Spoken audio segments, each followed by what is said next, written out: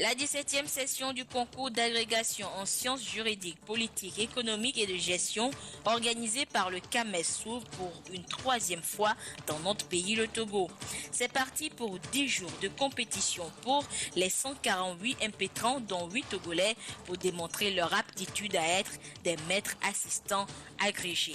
La cérémonie d'ouverture, c'était ce matin, présidée par le chef du gouvernement. Le système des Nations Unies s'y réorganise pour plus d'efficacité dans les pays où sont implantées ces agences. Une réorganisation qui implique une synergie des différentes actions, d'où le nom Unis dans l'action. Le Togo veut intégrer l'approche. À découvrir dans ce journal. Et puis le Togo et le Bénin s'unissent pour la sécurisation de leurs côtes. C'est ensemble que la préfecture maritime du Togo et la marine béninoise ont organisé ce jour une manœuvre navale dans les eaux togolaises.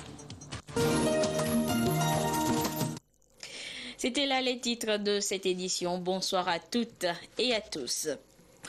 C'est sous l'égide du Conseil africain et malgache de l'enseignement supérieur CAMES qu'a démarré ce matin à Lomé le 17e concours d'agrégation en sciences juridiques, politiques, économiques et de gestion. 148 candidats de 12 pays d'Afrique, dont 8 Togolais, ont 10 jours pour prouver aux examinateurs leur aptitude à obtenir le précieux sésame. C'est le chef du gouvernement, Komisilom Klassou, qui a donné le ton à cette institution incontournable que notre pays accueille pour la 3e fois. Retour sur cette cérémonie d'ouverture, c'était ce matin à la place des fêtes de la présidence de la République avec Aimé Abalo et Gilbert Kounigan. Le jeu en vaut la chandelle. La 17e session du concours d'agrégation en sciences juridiques, politiques, économiques et de gestion doit passer par là. Une cérémonie solennelle à son honneur, présidée par le chef du gouvernement pour donner le ton. Une belle occasion pour le Conseil africain et malgache pour l'enseignement supérieur CAMES qui l'organise de vanter les efforts du Togo dans le domaine de la promotion de l'enseignement supérieur et de la recherche dans l'espace francophone africain. Il y a 2 ans seulement, que le chef de l'État a affirmé ce double engagement lors de l'ouverture du Conseil présidentiel sur l'avenir de l'enseignement supérieur et de la recherche au Togo, organisé du 23 au 30 novembre 2013, lorsqu'il déclara, je cite, « Le monde aujourd'hui étant dominé par la montée en puissance de la société du savoir, nous devons tous nous mobiliser afin que l'université togolaise de demain que nous avons la responsabilité historique de façonner, soit une source de progrès et de liberté, mais aussi le prolongement de notre quête ardente et de modernité. » Cette vision que nous partageons tous trouve sans doute aujourd'hui sa consécration achevée dans la présente session du concours d'agrégation du CAMES.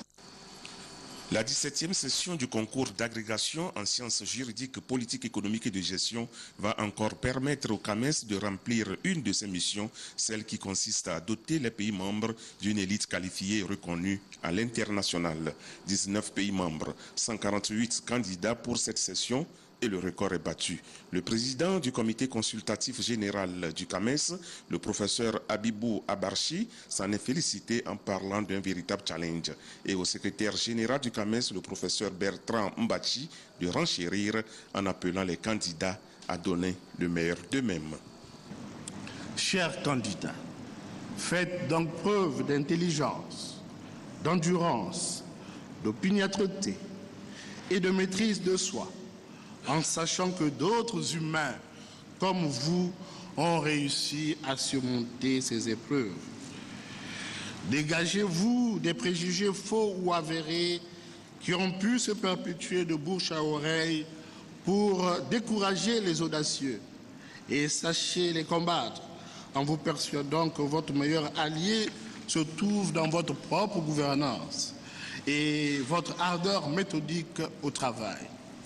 Car, comme le disait le pilote Roland Garros, la victoire appartient aux plus opiniâtres. Le 26 avril 1972, la convention portant statut et organisation du CAMES a été signée à Lomé. Le Premier ministre Komisilom Klassou, qui a présidé cette cérémonie de lancement, a fait ce rappel important. Il ajoute que le Togo a par 2 fois déjà accueilli le concours d'agrégation du CAMES. Après les expériences réussies de 1995 et 97, le Togo s'honore en effet d'accueillir à nouveau sur son sol les sommités du monde académique, les membres du jury, ainsi que les nombreux candidats à l'agrégation dans les sciences juridiques, politiques, économiques et de gestion.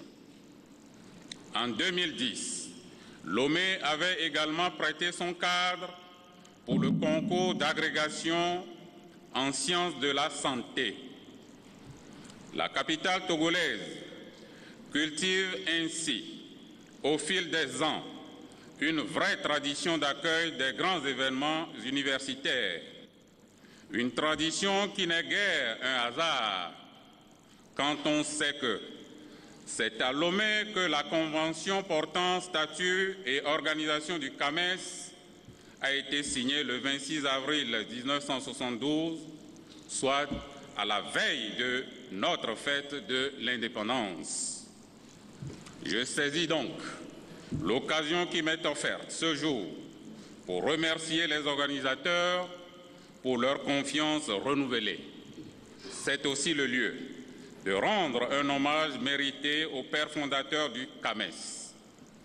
Grâce à leur vision et à leur action, ils ont permis à notre continent de se mobiliser une décennie seulement après les indépendances pour promouvoir un enseignement supérieur harmonisé et intégré en vue d'en faire un véritable levier du développement. Sur les 148 candidatures enregistrées par le présent concours, le Premier ministre Komiselom Klasu a constaté que seules 11 femmes figurent sur la liste. C'est un déséquilibre qui ne laisse personne indifférent, a-t-il ajouté. Après d'utiles conseils prodigués aux candidats, Komiselom Klasu a demandé au CAMES de se métamorphoser. En 47 années d'existence, le CAMES qui organise le présent concours d'agrégation a fait du chemin. Cette institution nous a aidés à gagner le pari de la cohérence et de la complémentarité des programmes dans le système universitaire africain de tradition francophone. Mais nous vivons dans un monde en perpétuelle mutation où les défis changent constamment.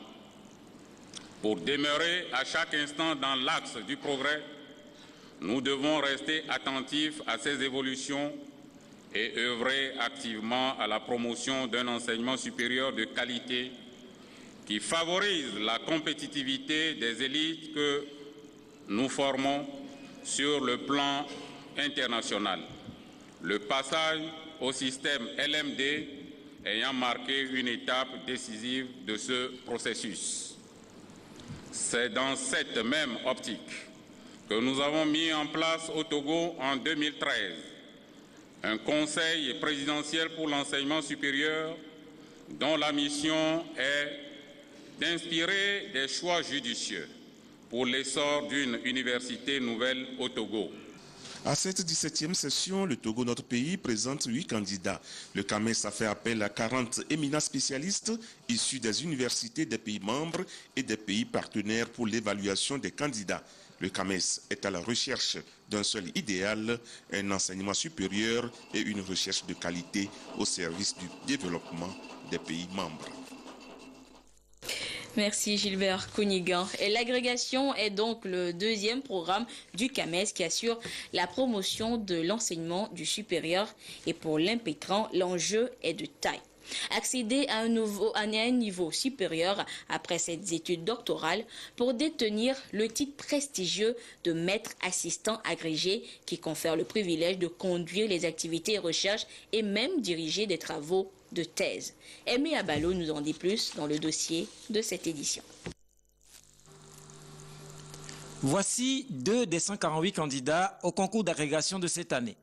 Leur motivation est grande. Ils mesurent les enjeux de cet examen, passage obligé pour leur promotion professionnelle. Nous sommes déjà prêts il y a longtemps pour ce concours, puisqu'il y a eu des séances de préparation auxquelles on a assisté dans les différents pays membres du CAMES. Bon, ça commence, il y a eu beaucoup de séances. Donc nous, la dernière séance à laquelle on a assisté, c'est Cotonou, Donc, état d'esprit, on peut dire qu'on est fin prêt pour le concours. À ce stade, on ne doit plus avoir peur. On doit affronter maintenant les membres du jury qui apprécieront le niveau de préparation de chacun et choisiront naturellement ceux qui jugeront les meilleurs. Et ça, nous sommes prêts pour ça. En presque un quart de siècle de parcours, le Conseil africain et malgache pour l'enseignement supérieur s'illustre toujours comme une institution de haut niveau axée sur l'excellence, la transparence et l'innovation. Un label d'assurance qualité qui lui confère une crédibilité dans un monde en perpétuelle mutation où les systèmes d'enseignement supérieur africains ont un important défi de compétitivité à relever.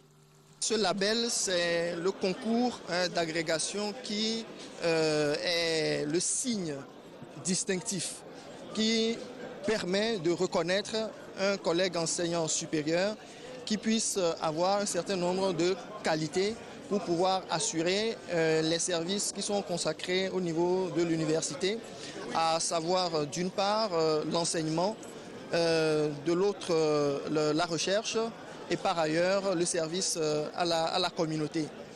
Le concours d'agrégation favorise que le candidat soit épuré à travers un certain nombre d'épreuves. C'est-à-dire on juge la qualité ou les aptitudes pédagogiques du candidat, on juge ses capacités de recherche, on juge également son attitude à pouvoir évoluer dans la recherche, dans le concert des enseignants. Cette voie royale qu'est le concours d'agrégation permet d'assurer une promotion rapide des enseignants qui, lorsqu'ils sont déclarés agrégés,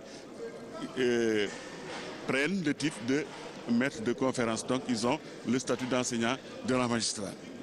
C'est une reconnaissance par des plus anciens qui l'invitent d'une certaine façon à les rejoindre dans le grade qui est le leur, avec toute une série de responsabilités qui s'attachent à ce succès parce que le professeur agrégé sera amené ensuite à diriger des thèses, à diriger des mémoires de doctorat, donc d'une certaine façon à son tour à initier les jeunes, à les attirer vers ces disciplines, vers la recherche, à occuper souvent des fonctions administratives importantes dans la gestion des universités, des facultés. Donc c'est un diplôme qui reste très, très important. La promotion académique dans l'enseignement supérieur reste un univers insatiable. Une fois passé l'étape de l'agrégation avec succès, le lauréat n'est pas à la fin de son parcours. Un dernier palier lui reste à gravir, le grade de professeur titulaire. Retour dans cette édition sur les conclusions du Forum international de Dakar sur la paix et la sécurité en Afrique.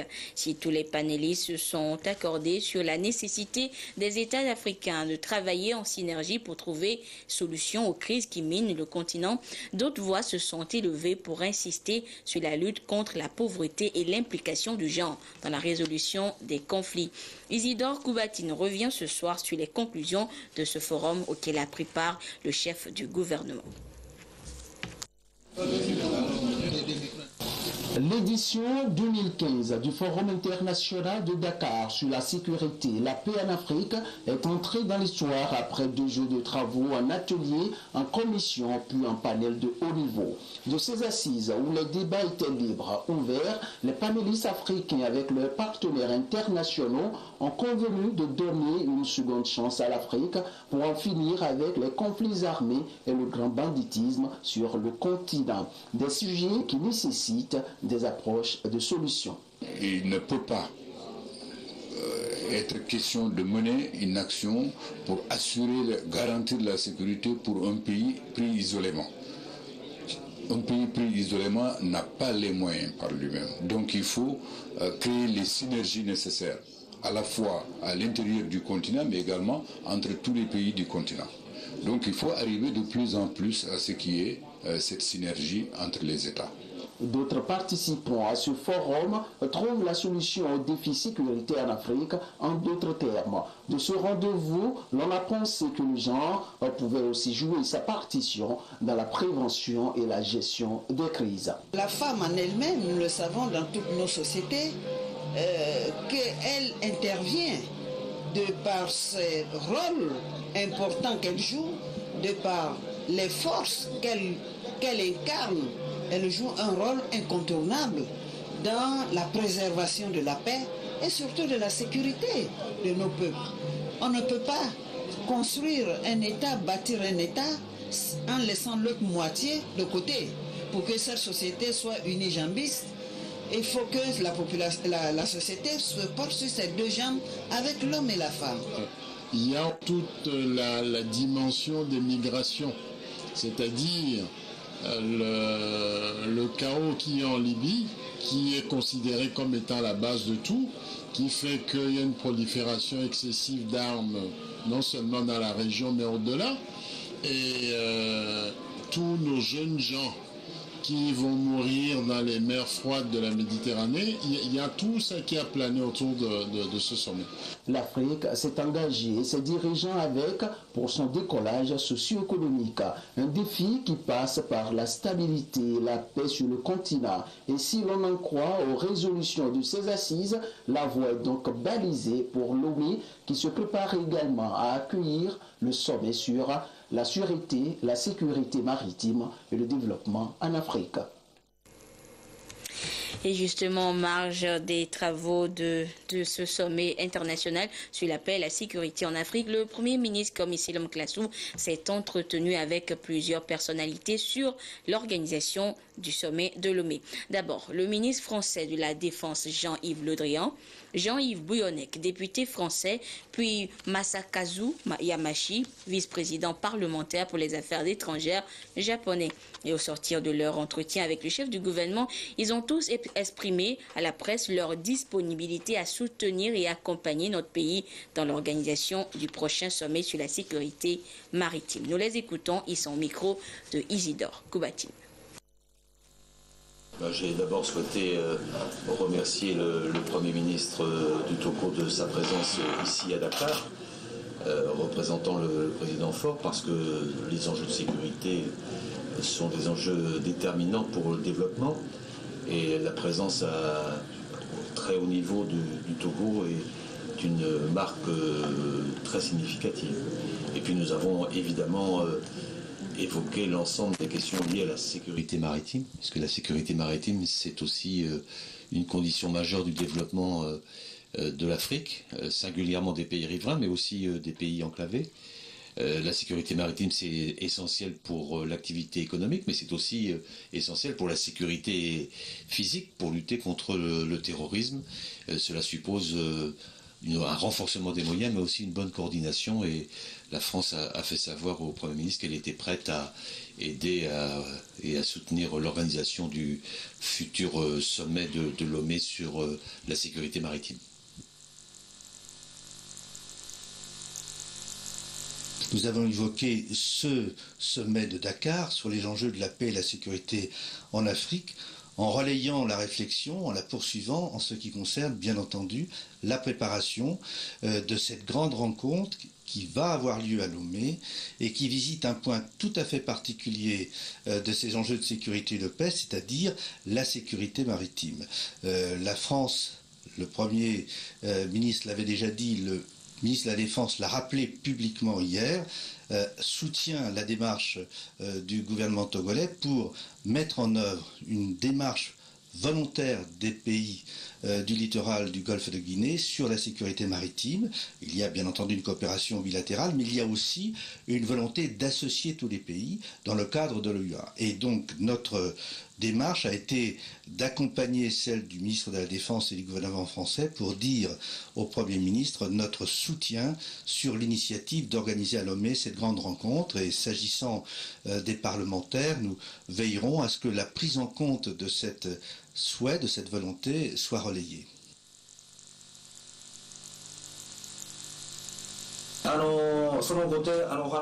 L'organisation de ce grand sommet, et nous avons beaucoup d'expérience dans le domaine de sécurité maritime. Donc, à partir d'aujourd'hui, nous allons étudier la manière de notre coopération avec le Togo. Il a également été question de l'organisation parfaite du prochain sommet de Lomé avec l'autre groupe de hautes personnalités reçues par le Premier ministre à Dakar. Il s'agit notamment du commissaire paix et sécurité de l'Union africaine, Smaël Gergui, Didier Darasson, président de la Compagnie européenne d'intelligence stratégique et le président de l'Institut panafricain de stratégie, Cheikh Tidiane Gadio. Nous les écoutons toujours au micro de Isidore Koubatine. J'ai eu l'honneur d'avoir un entretien avec M. le Premier ministre sur évidemment les résultats du forum de Dakar, mais également nous avons parlé de la préparation du sommet de l'Union africaine sur la sécurité maritime et le développement, qui aura lieu en début de l'année prochaine à Lomé. Je sors confiant des informations que m'a livrées M. le Premier ministre sur les préparatifs pour la tenue réussie de ce sommet.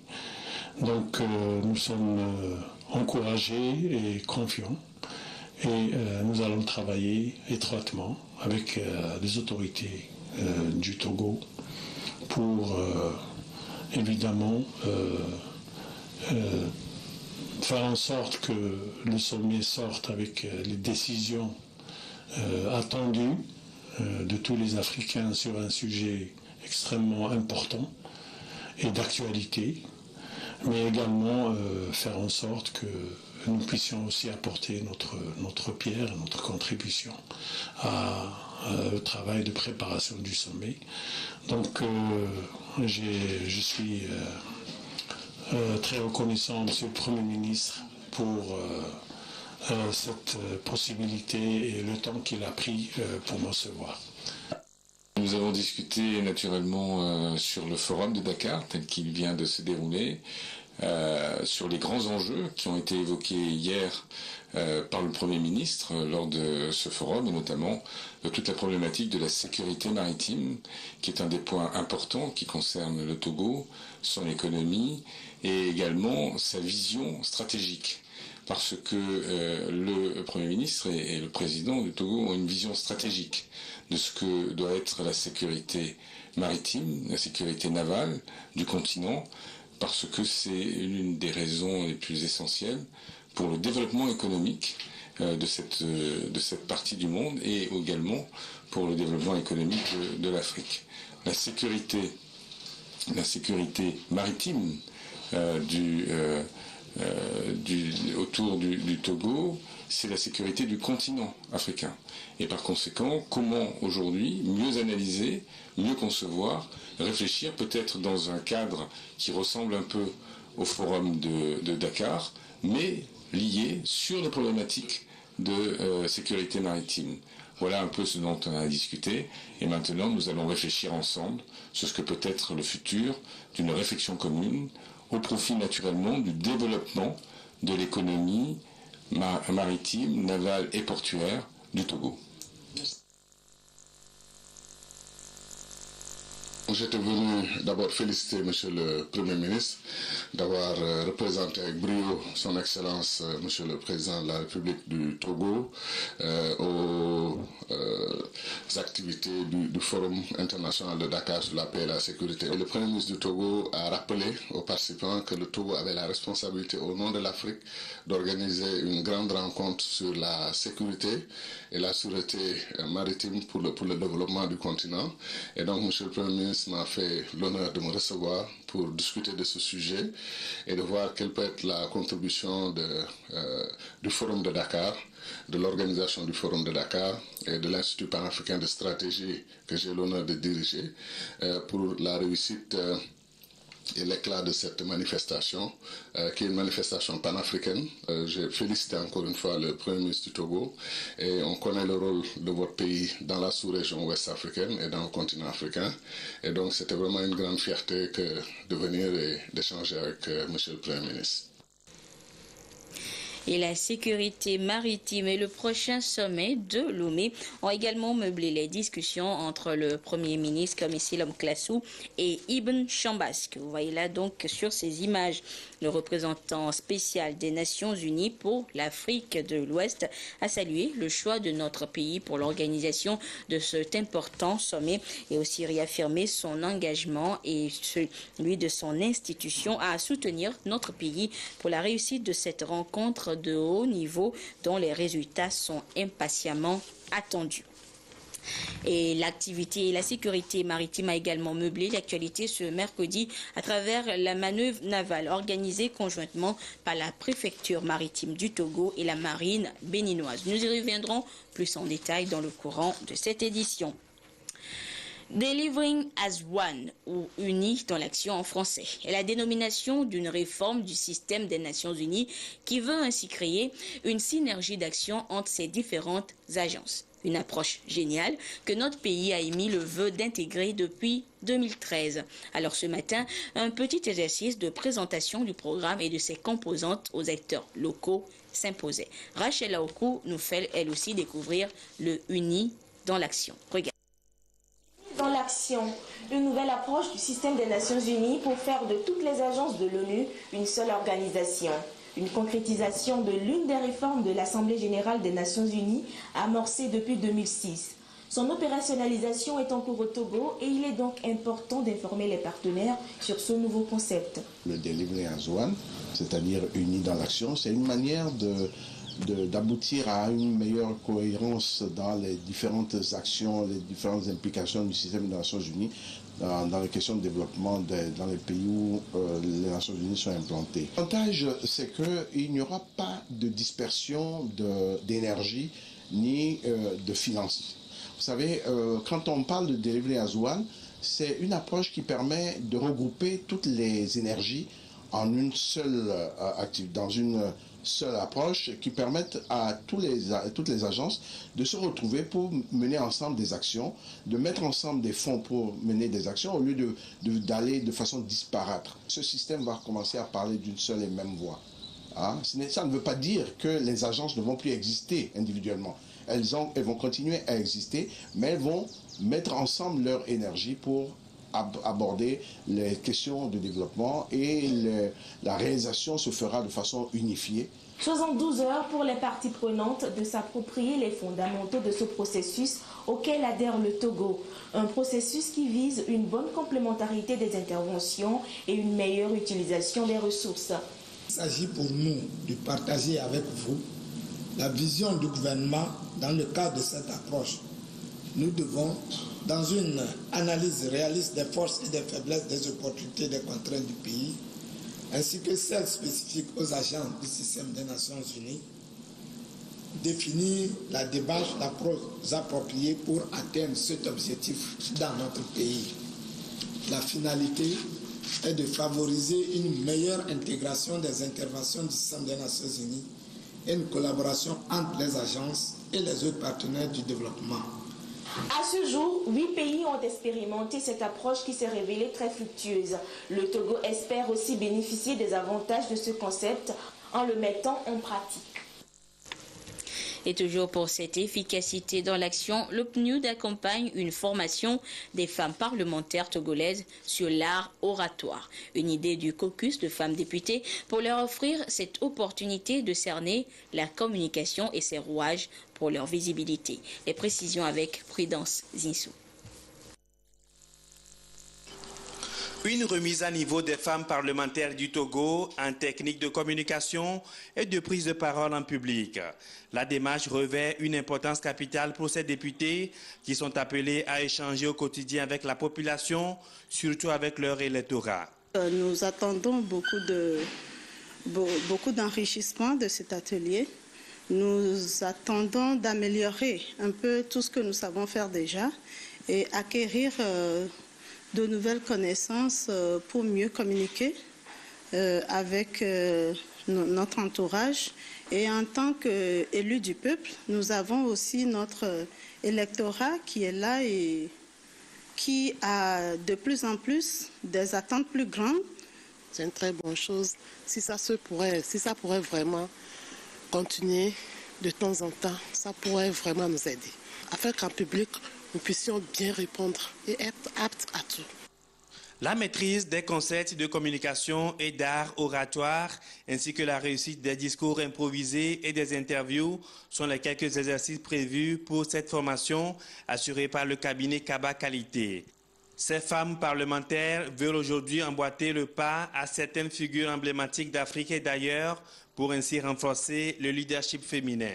Cette réalité nous renforce dans l'idée que nous avons désormais, au même titre que les hommes, des responsabilités partagées et les mêmes devoirs vis-à-vis de nos semblables.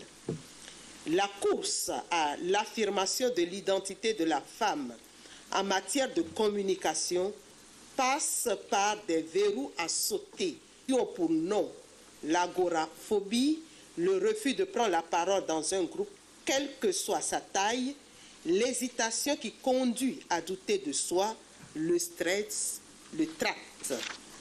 L'initiative a reçu l'accompagnement du PNUD et permettra aux femmes députées d'améliorer leur performance en matière de communication pour plus d'engagement dans la vie politique. Fini les hangars de fortune et même les étalages sous le soleil ou la pluie pour les commerçantes et commerçants du marché de Baguida. Depuis hier, ils ont un marché digne de ce nom grâce à l'appui de la Banque africaine de développement BAD. Découvrez la joie des locataires du nouveau site dans ce reportage de Carmen Madji à Kako. Avec ce marché flambant neuf, les commerçants et commerçantes de Baguida ont désormais l'assurance de faire en sécurité et en toute quiétude la promotion de leurs activités économiques. Ce chef-d'œuvre comprend 8 blocs de hangars, 4 blocs de 2 boutiques chacun, des latrines et une voie d'accès aménagée sur une longueur de 500 mètres. Je suis très fière de ce nouveau marché. Bon, comme on attendait ça depuis et aujourd'hui on nous a donné ça, bon, on va faire de nos mieux pour bien animer le marché. Ce jour-là, c'est un jour de grande joie pour toute la population. La construction de ce marché fait partie d'un ensemble de micro-projets réalisés au profit des habitants du canton de Baguida. Elle s'intègre dans les travaux de réhabilitation et d'aménagement de la nationale numéro 3. Coût des travaux, 830 millions de francs CFA, financés par l'État togolais et la Banque africaine de développement BAD. L'ouvrage a été réalisé par une entreprise chinoise sous la supervision du ministère des Travaux publics. Pour nous, l'objectif, c'est vraiment de répondre aux besoins des populations et surtout de faire en sorte que lorsqu'on fait un projet d'envergure, un projet routier, que les populations riveraines en profitent. L'assainissement a été très bien effectué dans le marché et surtout, le plus important, vous savez que de la route nationale numéro 3 jusqu'au marché, il était très difficile d'accéder. Nous avons pu aménager une route, une voie bitumée qui permet de drainer le trafic à partir de la route nationale numéro 3, c'est-à-dire Lomé à Néro, jusqu'au niveau du marché. D'autres infrastructures socio-économiques ont été également réalisées dans le canton de Baguida grâce à ce projet, notamment la construction de l'école primaire publique d'Avepozo et l'aménagement du monument du centenaire à Baguida. Fin de cette édition. Merci à vous qui l'avez suivi où que vous soyez grâce à la télévision togolaise, notamment du côté du canton de Baguida. Au revoir.